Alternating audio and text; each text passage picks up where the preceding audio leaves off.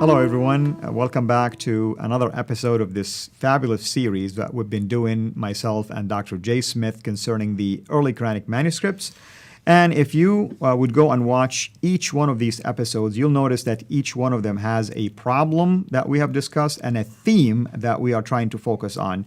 Today's episode is no different. We are going to talk about something called the carbon dating data as it relates to the early Quranic manuscripts.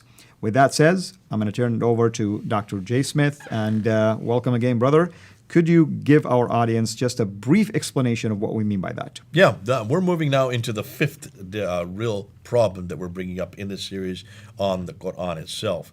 And this is the one that came about because of what happened back in 2015 when you had the Birmingham folios were carbon dated in the Oxford lab in Britain, and the date they did was 568 to 645, which problematic in and of itself, but immediately it was all over the news. This is the oldest Quran. It's only two folios from Surah 18, 19, and 20. But fascinating when they look at those dates. Though it was all over the news, BBC headlined it. Dr. Thomas, who is the curator for these manuscripts in Birmingham, went on BBC Live and said, yes, this looks like a Quran that even Muhammad could have been reading or had made at this time because it follows his life. He was born in 570, died in 632. This goes from 568 to 645. Many Muslim scholars didn't say too much, and you can see why. And the reason is this 568 is 2 years before Muhammad was even born. That's right. And 645 is 7 years before the Quran was canonized, was finally written down in its final recension that we talked about in an earlier episode by Uthman. That's right. So you've got a problem on both sides of the dates. What was most troubling, though, is that they were only looking at this folio. And they need to look at material that has been come out. We'll put the slide up. Here you have from Julien Christian Robin in his book Al-Arabi dans le Coran.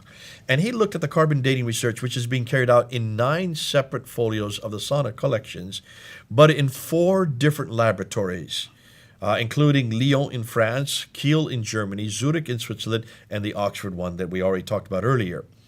Now, just those 4 labs, I want to show you a graph. Take a look at this graph. Let's unpack this a little bit.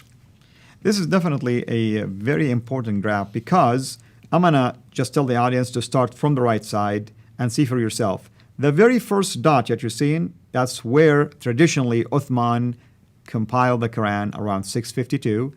Immediately next to it, these 2 blue boxes, if you see, or squares. Light blue. So that's the life of the Prophet of Islam.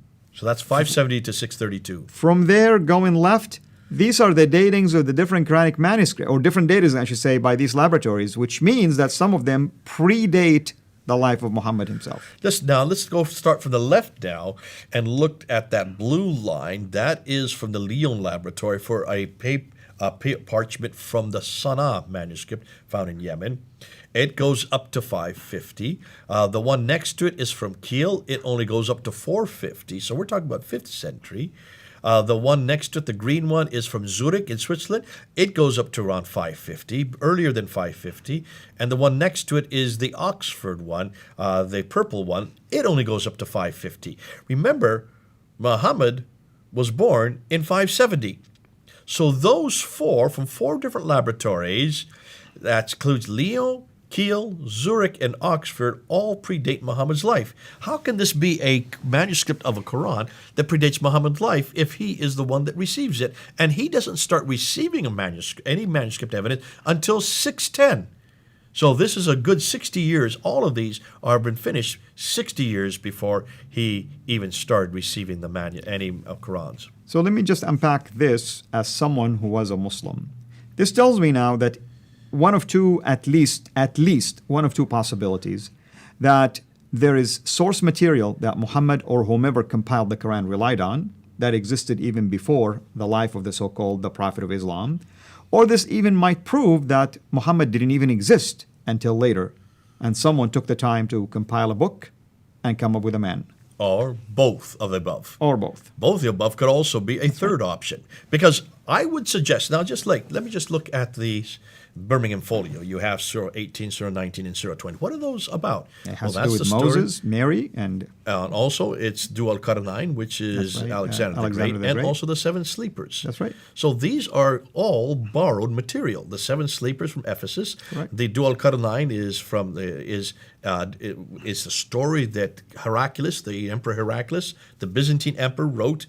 Really aggrandizing himself. This is a political tract that was included there in Surah 18. And then you have this story of Moses and Mary, which comes out, fascinating, that comes out of the Bible itself. So they're all borrowed from other sources. That's right. If you borrow something, those borrowed material are earlier, are they not? Absolutely. Could these be actually the borrowed material from which the Quran was later derived? That's one way of looking at it. But also, since they're all before Muhammad, you cannot give credit to Muhammad for this. That's correct, because he basically just borrowed whatever was there. Now remember, this is the Sana manuscript, which is Quranic. It is the Quran. It's similar in many ways. We talked about it in the last episode. But it's similar enough to be Quran. Otherwise, you wouldn't have these surahs that are existing. That's correct. So you can see that it looks like the Quran, material that it is borrowed, is from other sources. And we can see this just by unpacking the Quran. Let's take a look at Surah 5, Ayah 31 and Ayah 32. Ayah 31 is a story of Cain and Abel.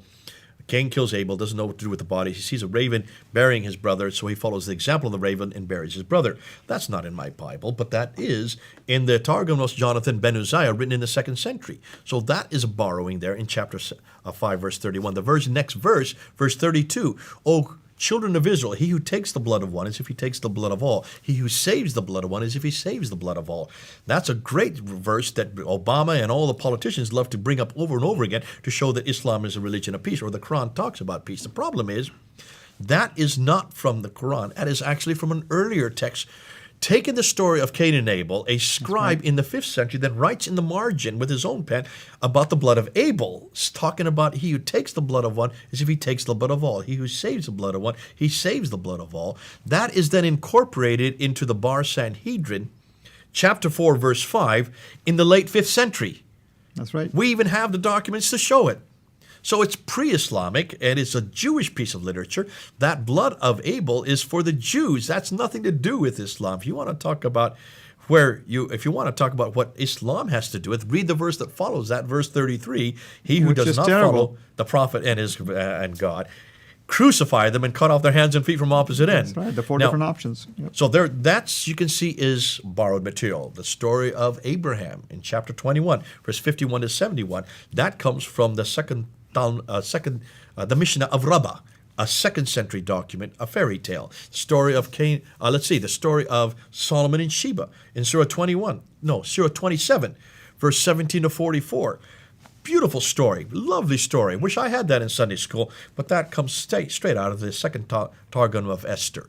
Again, a 2nd century account. So these are all earlier. These are much earlier than the Quran itself, and much earlier than the 7th century. Going right back to the 2nd century. Could this be what these carbon datings are finding? Absolutely. Now let's move on, because what's important is we do need to look and ask some other questions. Dr. Mark Dury says these are his possibilities. There is something wrong with these carbon datings. Possibly the sheep were eating a lot of seafood, which is older carbon, or the standardization is correct.